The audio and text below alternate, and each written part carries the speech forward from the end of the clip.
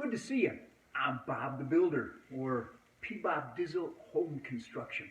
Today what we're going to do is show you how to remove and install a garbage disposal, because you probably have been sitting home at night, staying awake in your bed, wondering, I wish P-Bob Dizzle would make a video about how to install a garbage disposal. So I knew that, so here we are.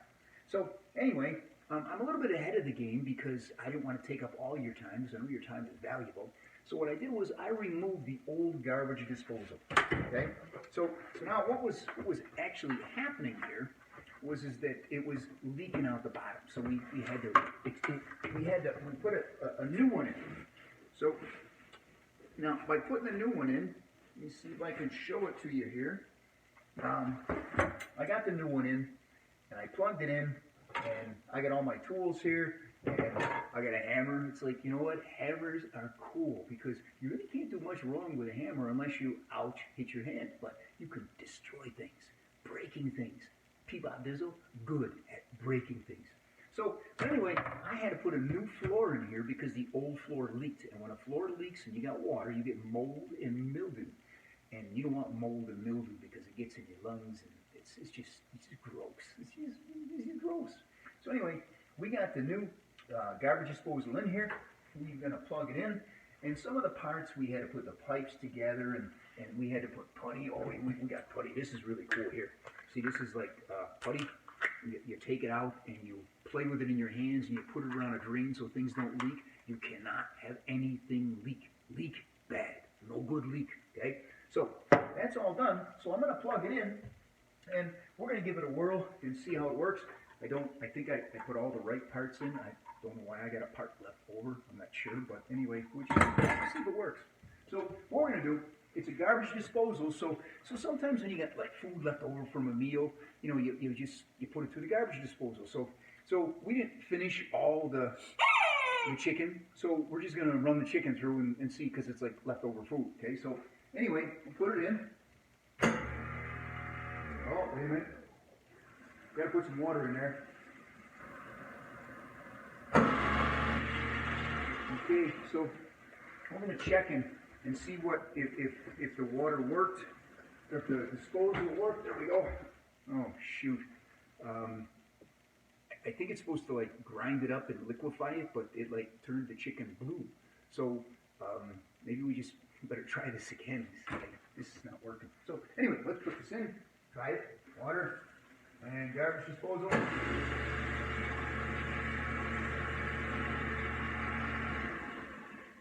Okay, and see what happened. Oh, well, it got a little bit better. I mean, it's still, but I think we better try it like one more time to make sure this is working here. I'm not sure.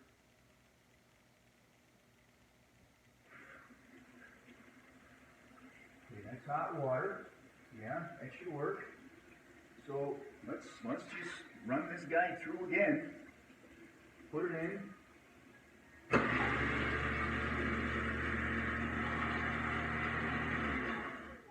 See what happens. Okay. Well, this is a little bit better.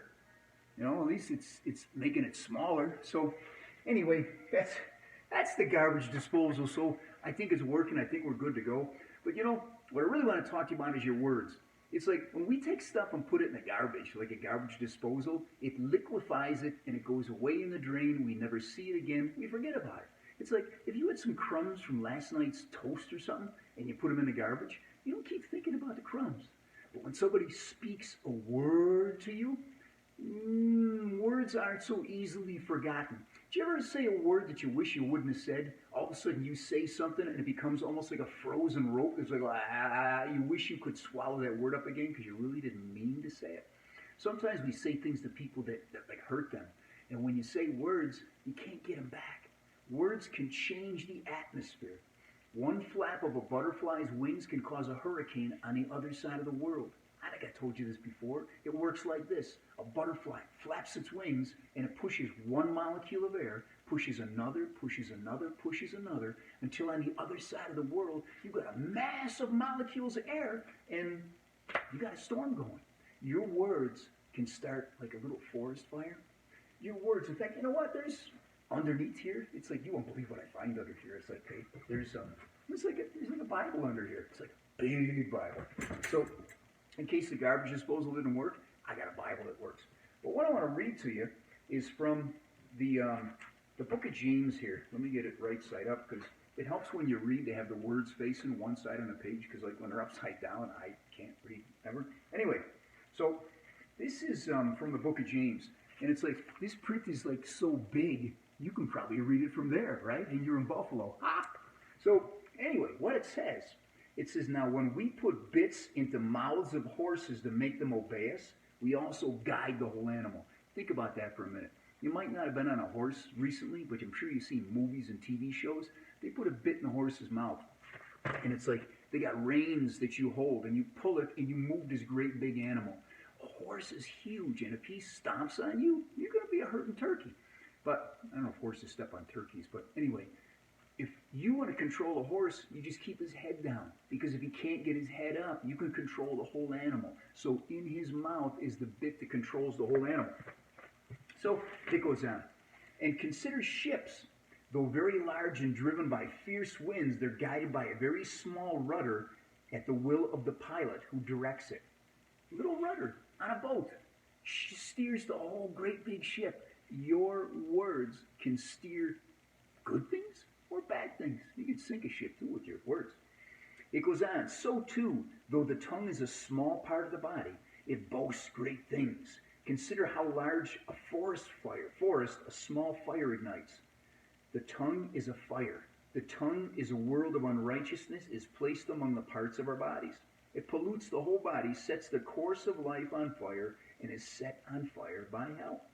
So, every creature can be tamed by man, but we have trouble taming our tongues. With your tongue, with your words, you can start a storm of negativity or positivity. Your words can change the atmosphere of the world.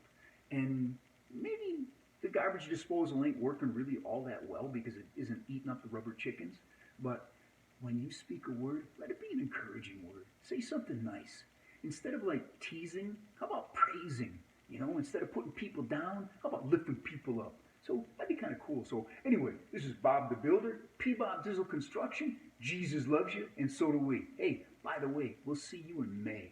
Jesus loves you, so do we.